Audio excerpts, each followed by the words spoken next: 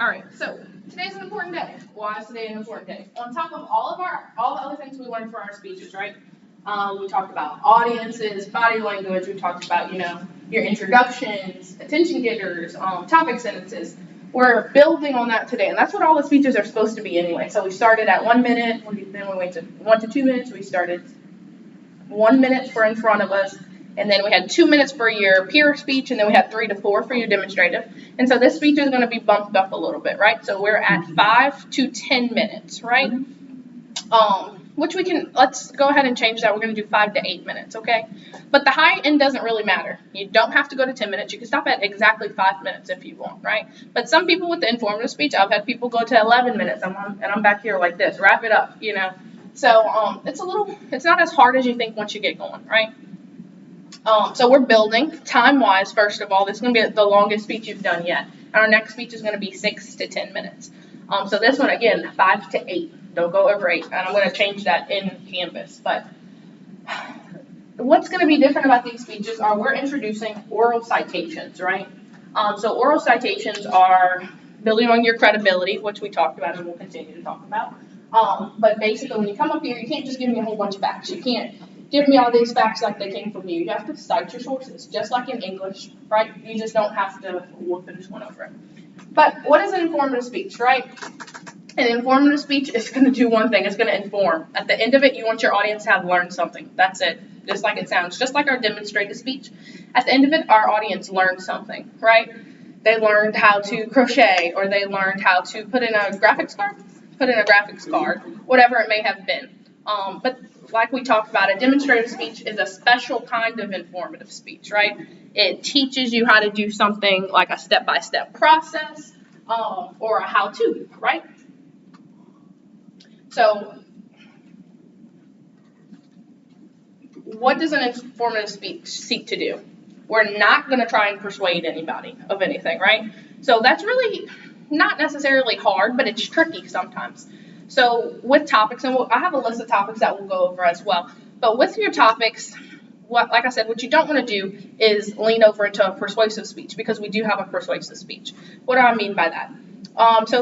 Say I want to do a topic like, let's say, on Joe Biden or Donald Trump, right? These are, first of all, really polarized issues. I can say my topic is, can I do a topic like that? Sure. You have to make sure you're informing, though, right? So I can't tell you why Donald Trump was the best president ever, and I can't tell you why Joe Biden was the worst president ever, or vice versa, right? Let's go with gas or electric vehicles as well. That's a polarized issue, as well as it can lead to a persuasive speech. So basically, people already have opinions on it, right? So I can't come up here and tell you why we should ban electric vehicles or why we should ban gas vehicles. I can't do that, but I can come up here and inform you about the facts. So can I come up here and give you a speech about Joe Biden? Yes, I absolutely can, but I need to stick to the facts. So the title of that speech would look something like Joe Biden's presidency, right? That would be the title of the speech, versus why Joe Biden has done great things for the country. No, we stick to facts, right? Or vice versa of Donald Trump. So as you see throughout the speech, I kind of switch up my viewpoints. So it's not necessarily that I agree or disagree with these things. And like I'll tell you guys with our persuasive speeches, this is a big kid class. Y'all are in college, and you can pick any topic you want. Nothing's off limits. And I know some teachers have hot topics that you can't touch. But I think the goal of this class would be able to be, at the end of it, if you came up here and persuaded us or debated a topic that you care about, maybe that's something that's polarized, and you did it effectively. That's an A to me. That sounds good. That even whether it be something that I or your classmates do or do not agree with, the goal would be that you came up here, you found a topic you were interested in, and you organized it and effectively communicated your message to us, and maybe even got us to think a little bit. So whether we agree or disagree, it's not the point, right? But that's not the goal of this speech. This speech, we're only going to be informing, so we're using facts. So Joe Biden wasn't the best president ever. Joe Biden's unemployment rates were down through the year, blah, blah, blah, right? So those are facts. Not that that's an actual fact, just for an example, right?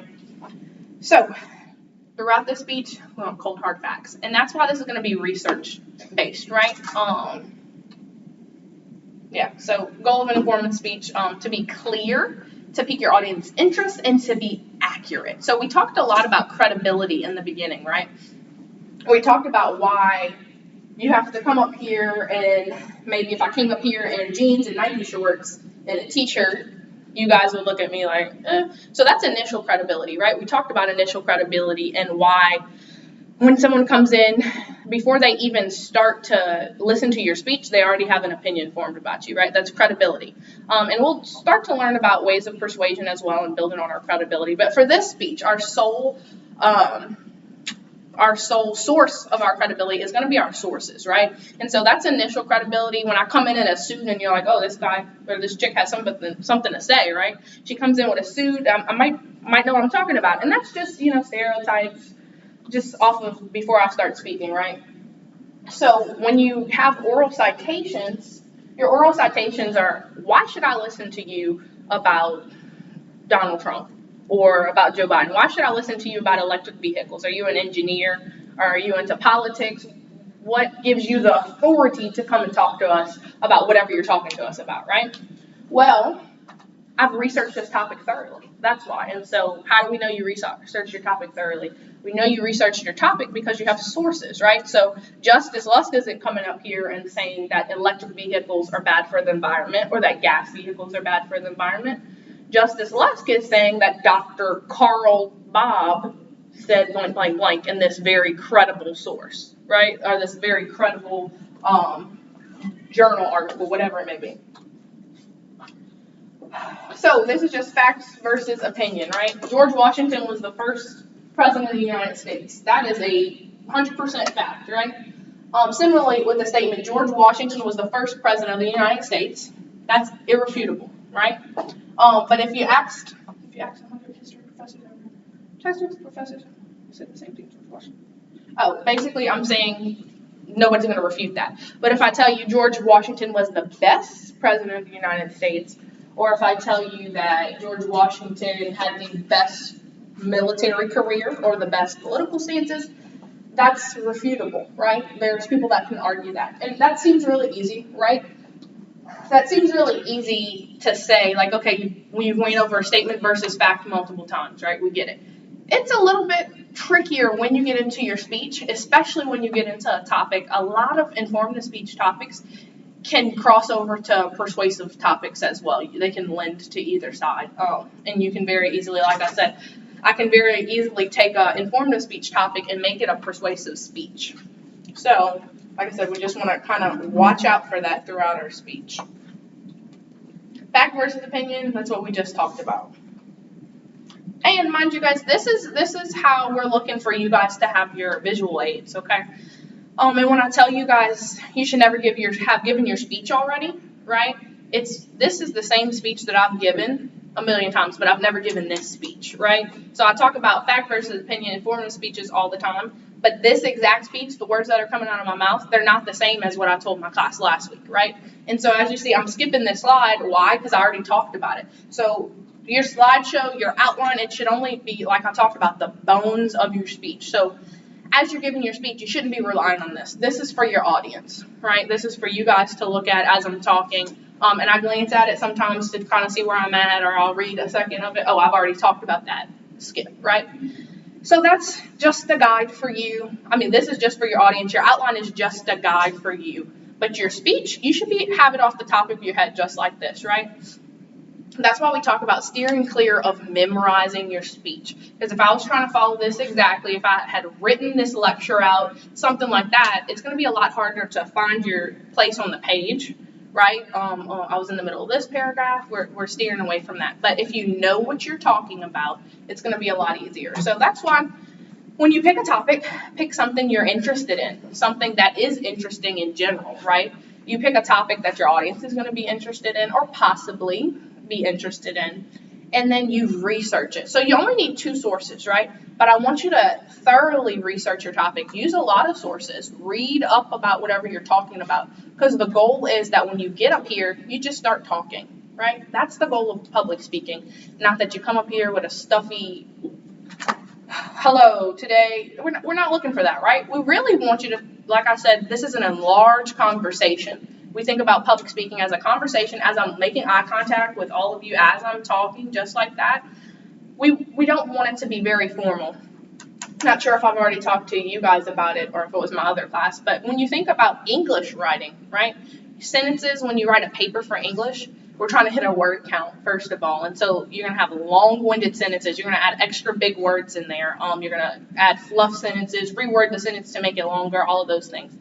In public speaking, we're not looking for long-winded sentences, right? We want to be short, straight to the point. We don't want our audience to have to guess what we're talking about, guess what our point is. Like in essay, you can read back over several times if you don't understand something, right? Wait, what, that sentence was worded weird. What did it say? You go back, right? If you don't know what a word means, you can look it up. But in a speech, once it's out, it's gone, right? So we don't want your audience to be confused or have to figure anything out. We're going to be straight to the point about what we're talking about, not with long-winded sentences. There we go. Not with big, long-winded sentences like we would with the English paper. So how you write is much more formally than how we want to speak for public speaking. Your speech should be how you speak in a conversational tone. Like in English, we kind of steer clear of conjunctions, so no saying can't. You know, for a formal paper, your English teacher might tell you don't say can't or aren't, say are not, you know, cannot, things like that. So for verbal citations, we have basically 4 components of verbal citations, and this is the important part that you guys don't already know. That's very important. You lose lots of points for not having oral citations on your speech and for not doing it right? So we have 4 components of oral citation. We have an author, we have a date, we have an article title, and we have a source or a publisher, right? And so those are the 4 components of our speeches. Of our sources. So out of those 4 components, you need 2 to orally cite. An oral citation is different from like an MLA citation, right, that you do in English. Oral citation, out of those 4 components, I only need 2, right? So what does that mean? So this is a regular English citation, right? Big, long-winded, author, first name, last name, title, word, URL, all of that. You're going to need to have that, and you're going to cite that, but you're going to cite that on your outline, right? But for your oral citation for your speech, we're going back here. So what do I mean by you need 2 parts of your source? 2 components of your source. So that means I need an author, maybe. So Dr. Bob wrote the article, right? And who is he? A professor at Clemson University. So what's that? The source. Oh, I didn't mean to do that. What's that? The source. So this is an article from Clemson University. And then we also have a date. A date. Oh. Does it normally do it? A date. 2019. So that's actually 4. That's 4 pieces of information. Dr. Bob, Clemson University, 2019, and a Forbes article, right? Make this a little bit bigger. Somebody give me a topic. Any topic that would be an informative speech topic. Drugs. The bombing of Gallup. I'm just throwing it We'll do out. both. If you could give me an informative speech on what's going on in Gaza, that'd be really helpful. Yeah. I'm so confused. We'll do both. And so this part, I'm looking it up because this is the rationale I have when I'm reviewing you guys' sources, as well as the rationale y'all should have. I only use drug charge. Okay. So, and I'm getting class participation for this, so I'm going to be following people, whoop-de-whoop, volunteers, because this is the important part of the speech, okay? Let me see. So what I'm looking for, as I'm looking for a source, that's why I'm doing it for you guys so y'all can see it. Let's see. No. So I passed up this source, first of all, because it doesn't have, so the source right here is going to be the National Institute on Drug Abuse. Okay, so there's a source, right? Is there an article title? Sure. Commonly used drug charts, but there's no date and there's no author. So that's why I kind of threw the source. Not that this isn't a good source, because it's .gov, it's the National Institute, great source. But as far as citing, you just kind of want to have all 4, author, date, article, title, as well as your source or publisher. Just makes it a little easier. because the National Institute on Drug Abuse is a little long-winded versus saying Dr. Wynn 2019, right? So I'm going to skip that source. Let's go to FDA.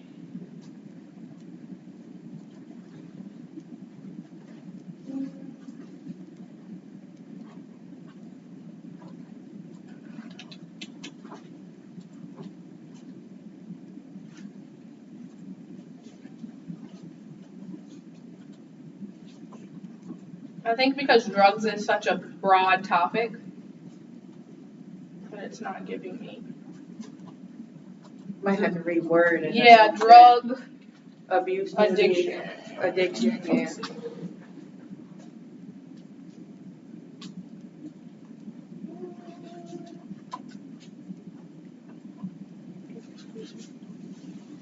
Mayo Clinic, that should be a good one.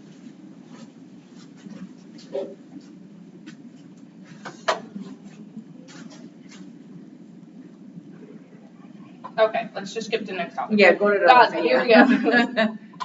That one you have to research, I guess. Yeah, a little bit, and this is still broad, so, and we talk about topic and the scope in a second. Okay, so for this article, really easy, we got a CNN article, right? So, our source is gonna be CNN, our article title is Gaza, Israel, yada, yada, yada. And then we have a date right here, and we also have a couple of different authors right there. And when you have a couple of different authors like that, just take the first author, and so on your outline, you're gonna have the full title, the full Site. yes, the full site, and it's gonna have all of the authors' last names on there. But I don't want you to get up here and say Christina, Tara, list all of those. That's a lot to remember, right? So we're trying to make the oral citation as simple as possible. And then, yeah, so CNN is the source or the publisher. We have an article title, we have a date, and we have authors, right? So can somebody give me I'll go first. So there's going to be, I guess you would say 4 different ways to cite this article. So I can say, first of all, in 2023, Christina Edwards stated, and then have a quote if I want. I can say, in a 2023 CNN article, right? So the first time I use the author and the date. The second time I use the date and the source or the publisher. Or I can say, in a 2023 article titled, Israel, blah, blah, blah, blah. So then I use the date and the article. And so you can keep switching it up like that. Next I can say, in an article titled, give the title, and then say by Christina Edwards. You can continue to switch it up like that. Or I don't have to say the author at all. I can use the title and I can use the publisher. So you can keep switching it up like that. But you only need 2 of those 4 sources. So when I come up here, it would be hard to give you all of those pieces of information, right? The CNN article titled on the 23 Christina Edwards. 5 minutes. Yeah, that's a lot. So we want to make it as easy as possible. Second of all, you don't have to have a full quote, right? A verbatim quote. You can if you want, and that's not going to be a problem. You're welcome to look down and read your quote off your note card or off your outline. That's perfectly fine, right? But I steer clear of quotes if you have to, because it's going to be easier to summarize, but you're perfectly welcome to quote as well. Mind you, you can summarize. And so I can just read this article and find a statistic that I really like, and I can summarize the statistic and still quote it the same way, all right? So I'm going to pull up another article. Let's see.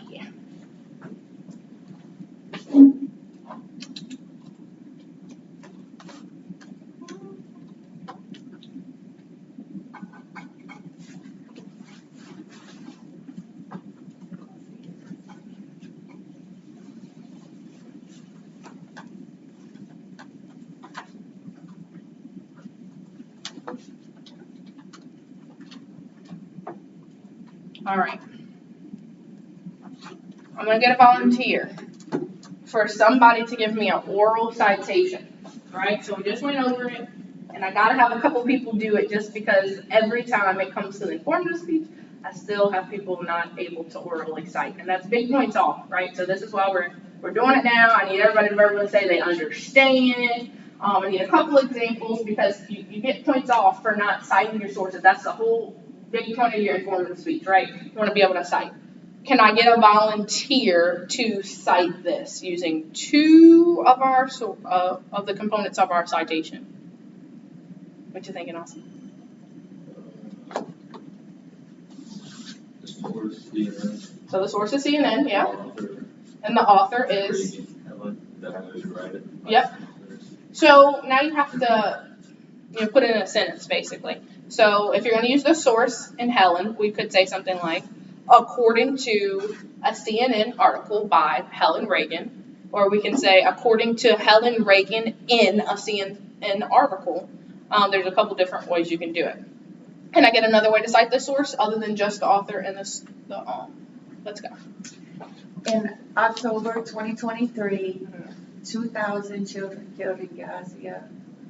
Aid group says as doctors warn few shortage in the death sentence. Okay, so this big long title, right, Yeah. looks like a quote, but that's a title. So we need to put something in between October 24 article and then the title. According to CNN.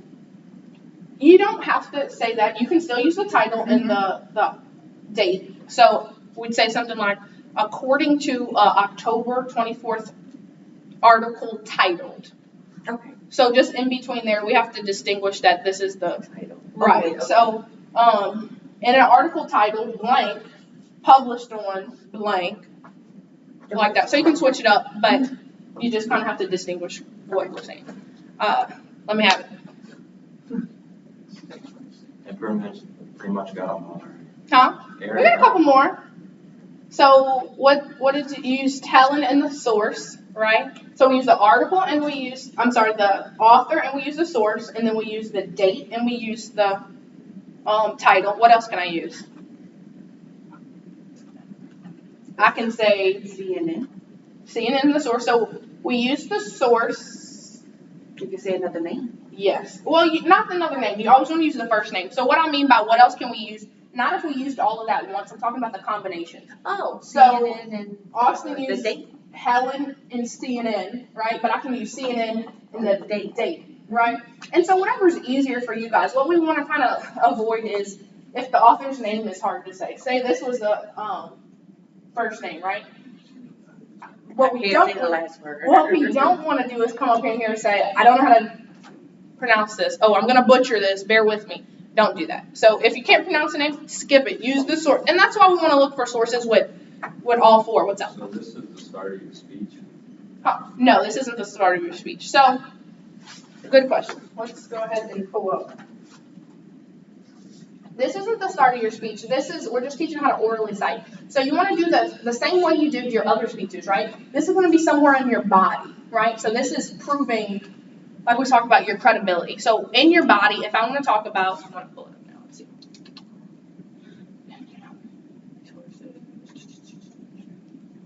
And this is all on y'all's class, so y'all should be able to see it.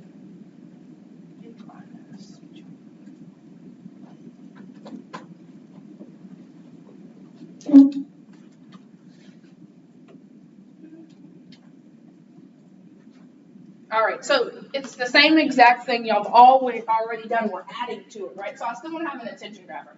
I'm not sure if we went over this exact outline before. So my attention grabber, my speech is George Washington.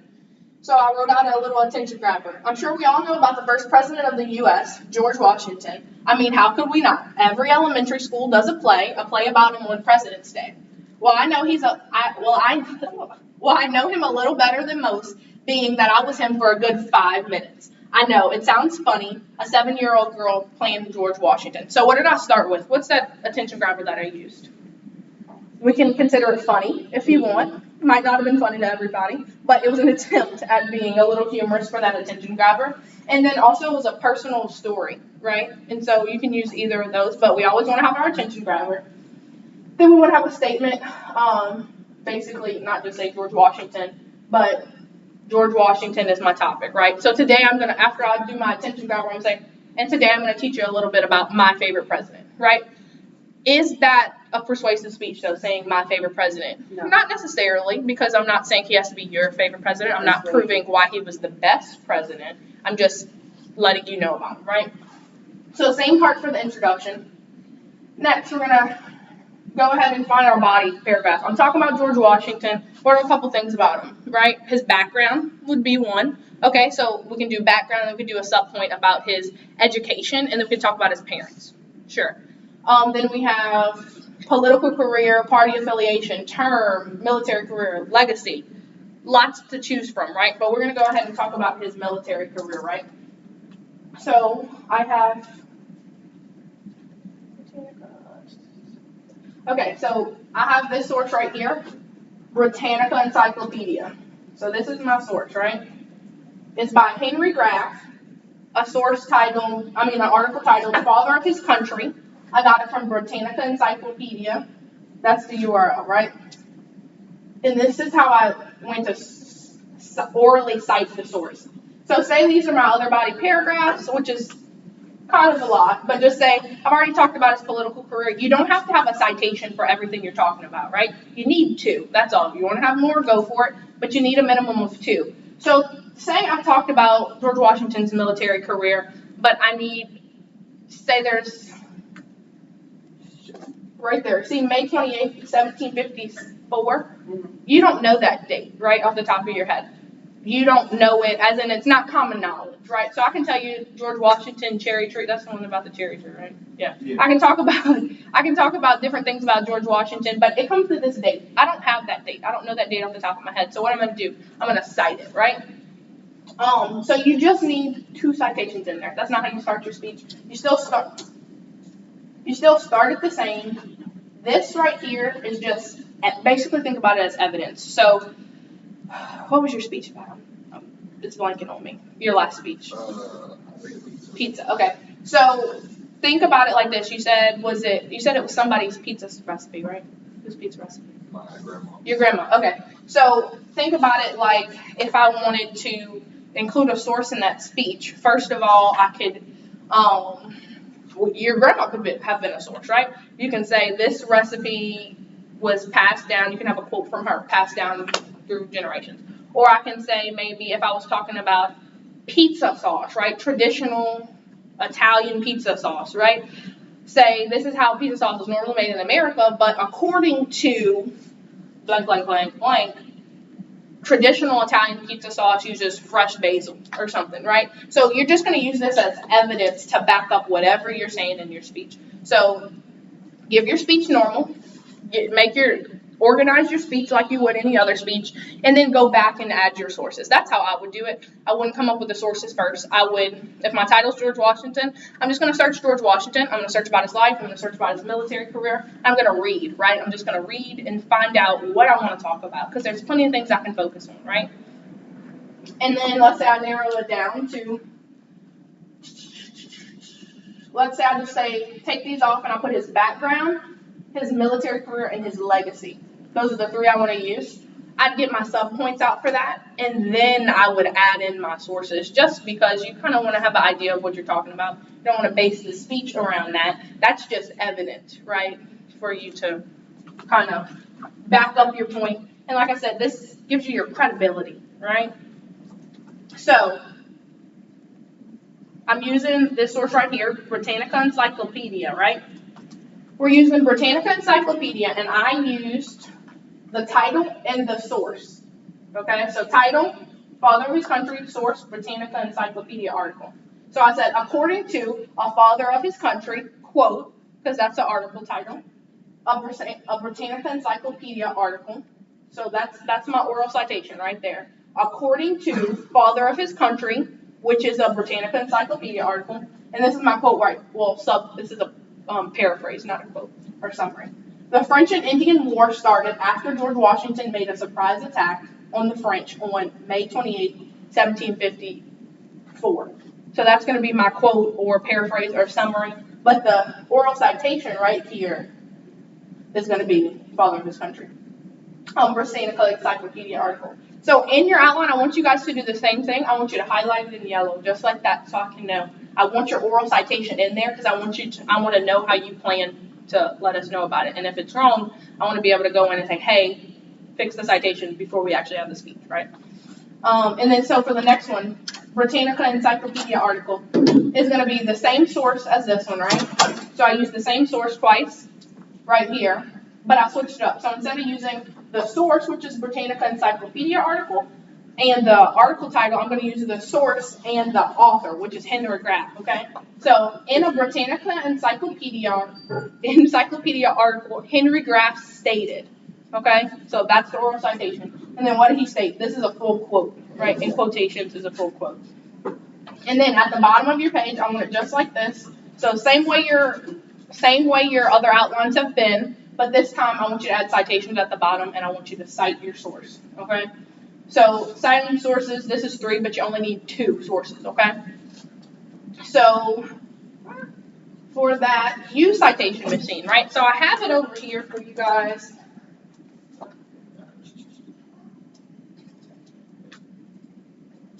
For you, this is going to be our MLA citation, and I have it posted in the informative speech tab, and I also have an MLA cheat sheet for you guys. You can formally do it if you would like, sure.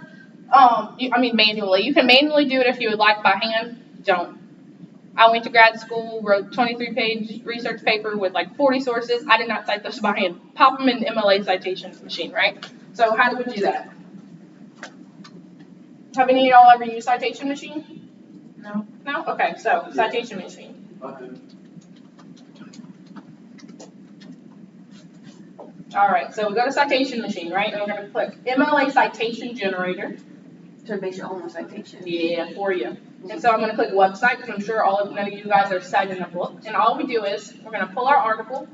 Get that right there. That's the link, the URL. Copy it right into the citation machine. Have you all ever done citations like this, MLA or APA? I have. Yeah? Okay. I'm in English right And now. y'all do them by hand? Yeah. Oh no, y'all do it just like this. And you're not doing nothing wrong. It's just easier like this. What's it called? Citation what? Citation machine.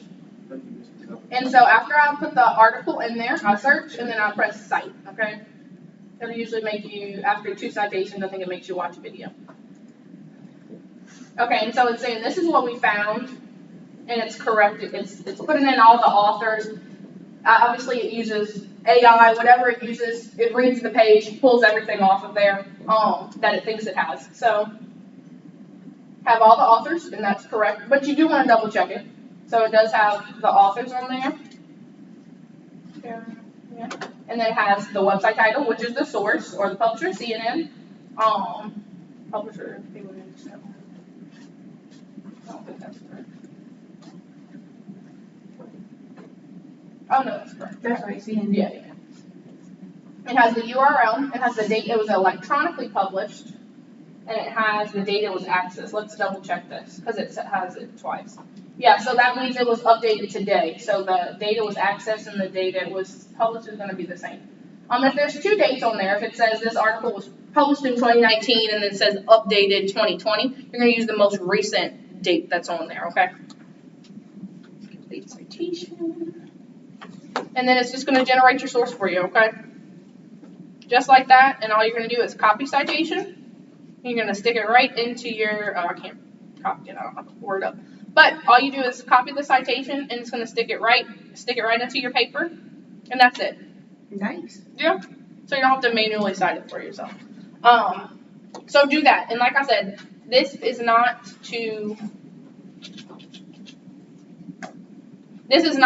for you guys to say up here. That only goes on your outline, right? And you need 2 of those. So let's pull up our assignment and see what that's looking like. So for our outline, I'm going to our outline. Right here, what is it asking? Same thing it always asks. As you guys know, we're not submitting with pages. Doesn't Apple use pages? Is that what it's called? Pages. Yeah. No pages. No screenshot. No picture of our document. We're only submitting PDFs and doc files. If you don't submit a PDF or a doc file, it's a 0. Gotcha. Because I can't read it. So, 2 sources must include 2 full MLA citations. And then just like I showed you guys, the outline example that I just pulled up, it's already on there for you guys, right? So if there's a template on there that you can use to just copy and paste, but like I said, for this outline specifically, I want it to be highlighted in yellow where your oral citation is going to be, okay? Specifically. And I have an exact reference for that as well. Oh, the point was 10 points deducted per missing source, okay? So you turn this in without any sources on it. This is 50 points total. I'm taking 20 points off, okay? Because we can't have an informed speech without sources, because where'd you get your information from? Is this all off the top of your head? Did you make all this up? That's not what we're looking for. So that's, what is that, a automatic B? See? Yeah, so, no, less than that, because it's 50 points. So just make sure you have sources, okay? Big deal for this paper. For this speech. Example informed speech. So this is an actual example of a student's work, a previous student. She gave an outline on cerebral palsy, a speech on cerebral palsy, which was 12 plus minutes, which is a lot to listen to about cerebral palsy. Can anybody tell me what this is wrong with this outline? But I told y'all not to. There's, It's a paper, not an outline. Perfect, that's what we don't want. Because you get up here and you look down at it, first of all, say I'll start right here. Huh? there's too much yellow. Yeah. Well, the yellow is the sources. And so she had more than 2 sources, which is fine, it's not necessarily a problem. But I told y'all, go ahead and highlight your yellow. So this is from a real student, like I said. And she did fine on this. She got an A on this outline, even though, I told you guys don't do that. All I did, as you guys know, I'm not just taking points off all the time. So I just told her, hey, this is a little long. Fix it before you, or don't bring this up there, right? Condense that. Because the problem is, it's for y'all. It's for y'all saying, I don't grade this as far as you did horrible, or I'm not printing out your outlines and bringing them, oh, you said you were going to say this in your paper, you didn't say that. No, this is for y'all. Because the important part about a speech is when you get up there, so you see people come to a podium, right? They have their papers or their note cards, whatever, they're sitting them down. That'll make or break your speech. You have paragraphs on there, you will read. I don't care if you plan not to, I don't care if you know you're not supposed to. You just get sucked into reading, whatever it may be. When you write paragraphs on there, put bullet points, 1 sentence, short sentences. This, like I said again, the bones of your speech. This is the speech, not the bones, right? So other than your source, that could be written out. If you have a long quote on there, that should be written out because you're most likely going to have to read that. I'm not expecting you guys to memorize quotes or paraphrasing, right, from an article. But like we said, I do want you guys to have your own words for your speech, right? So the goal is for you all to research whatever your topic is in depth, not as far as taking down all the sources, but get interested, go on a little tangent, okay? First, I'm going to search George Washington, okay? Read a couple of sources about George Washington. Next, I'm going to search George Washington's military career. Read a couple sources on that. Why am I saying read a couple sources for each of your body paragraphs? Because I want you all to be knowledgeable about it. I want you guys to be able to come up here like me. And as we see, I've told y'all already, I'm not looking for y'all to give a perfect speech. I'm stumbling, I stutter, I lose my place, and that's perfectly fine. The point I'm looking for is that you guys are comfortable speaking in front of people. By the end of this class, that's what I want for you guys. And I want y'all to understand that public speaking, the easiest way to do it is to know it. Just like when I asked you guys to come up here and talk for a minute, y'all were nervous, it was the first time, you weren't prepared, perfectly fine. But if I asked all of you guys to come up here next class and give me a 1-minute speech about yourself that you've prepared, it's going to be no problem for you guys. You're not going to have to look down and read from it. You can talk about yourself, right, for 1 minute, or if I actually talk about your mom or your girlfriend or your kid, it'll be easy, right?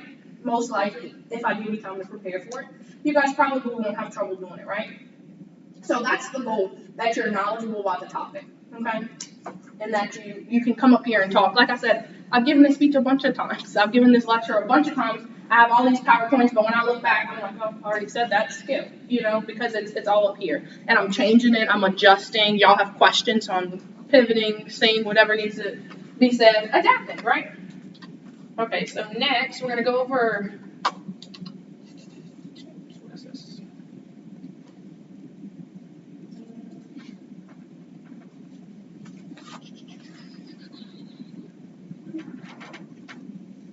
And I told you guys this is everything I'm pulling up is all up there already. So, MLA cheat sheet, what is that? MLA cheat sheet, all it is what was on the titles, the outline in my presentation. It's going to give you the template for it, author, comma, first name, whatever, and then it gives you an example. So if you want to manually cite, be my guest. Use Citation Machine, it's a lot easier. And I'm going to put a link to Citation Machine on there for you all, so it's not no trouble. Actually, let's do it right now.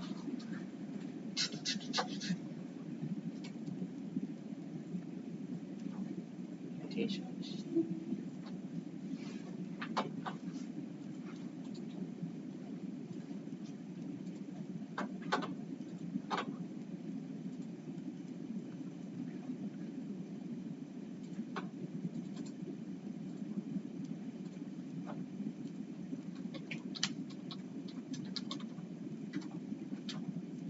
All right, there we go. Now, if you click on there, it'll take you straight to Citation Machine. Next, we have informative speech topics, okay? So, little spiel about informative speeches, topic picking, stuff we've already went over. But this is an exhaustive list of topics, right? This is not everything, and you guys are welcome to pick something for yourself, right? But these are all suggestions, things that I find for good speech topics, right? So what are some good speech topics? Maybe anything history related is great. History of Abraham Lincoln, history of jazz music in the U.S. Anything history related is going to be an informative speech by nature because it's facts and statistics. The life of Albert Einstein, is that facts, history, whatever. Not whatever, that's history. How to reduce your carbon footprint. Is that a informative speech topic? Yes, because I'm teaching you how to do something. Is it considered a demonstrative speech? Yes, it is, because it's a how-to step-by-step, right? Next we have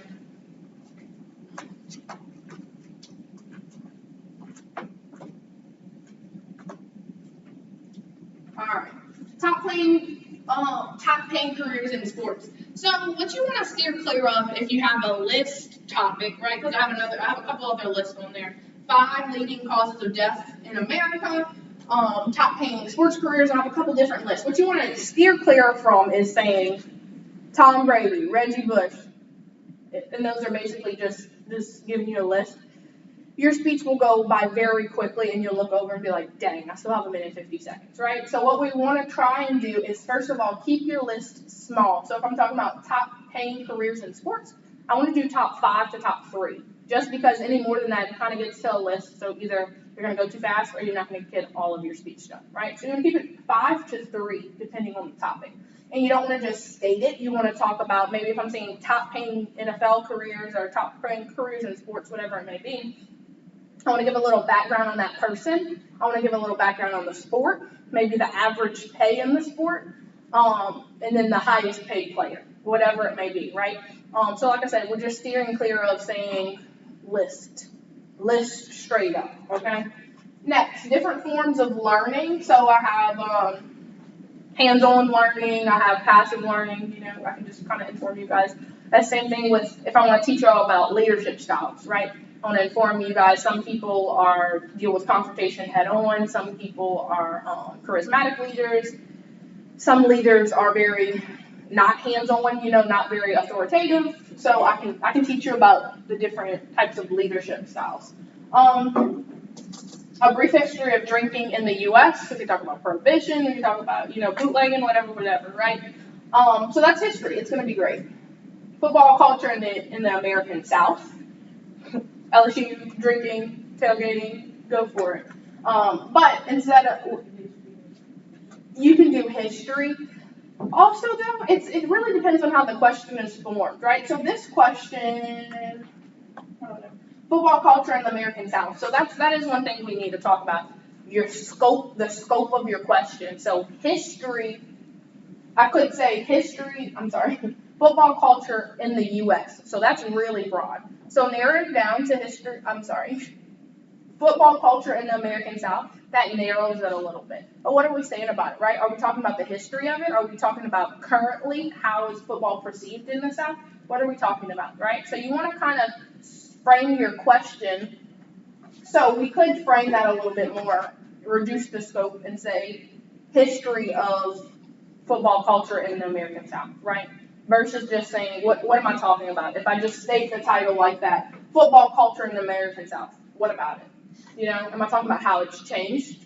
Am I talking about what it is current trends? You know, am I talking about LSU football specifically? What am I saying? So when you're picking your topic, you don't want to have something that's super broad, and I will go through our discussions, right, and say, hey, this is a little broad, can we narrow it down, give you a couple choices, hey, do you think this will be a better topic? But you also don't want to limit yourself too much, right? So when you get up here, this is going to be your longest speech yet, so this is 5 to 8 minutes, right? What you don't want to do is put yourself in a position.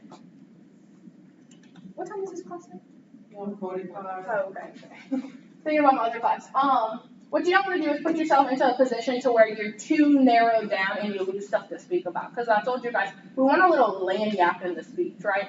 You want a little something to talk about just in case you go too quick or just in case you forget something. So if I have a topic like football in the American South, I might keep a little story in my pocket about a time I went to a LSU tailgate, right? Or a time I went to a Saints game. I might keep a little story in my pocket, something that's not essential to the speech, right? Something that I don't have to say, but something that can help me if I lose my train of thought, I start talking about something else, get myself back comfortable, and it'll be all right, right?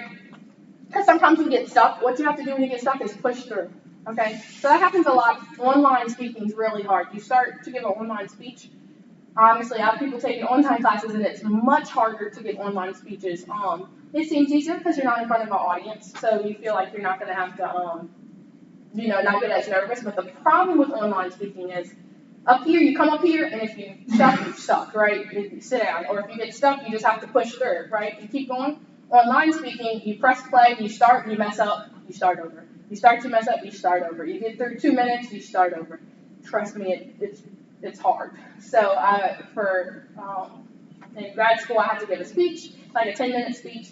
It took me over an hour, like an hour and a half to give it, just because I kept restarting so many times. So you don't get the luxury of doing that here, but also it's a good thing just because when you mess up, you keep going. And I know you guys see me. How many times do I stutter? How many times am I looking for my place, stumbling, messing up, whatever, correcting myself? And that's okay. What I'm more looking for is, I told you guys at the beginning of the class, I'm looking for progress from one speech to the next. So if you guys read your comments on your speeches, I'm watching you guys. I know what you did last time. I'm remembering what your speech was. I'm remembering that last speech you did this, you didn't. I'm looking over my comments. I want to see progress from one speech to the next. So you're not going to fail your speech because you're a crappy speaker.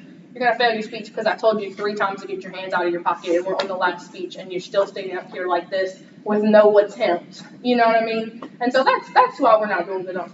That's why you would not do good on your speech. Not because per se you're uncomfortable speaking. But like I said, the goal in this class is that you can get up here and you can talk to us like it's a conversation. That you know that you're not planning your speech to a T to where if you mess up, you're like, crap, where am I?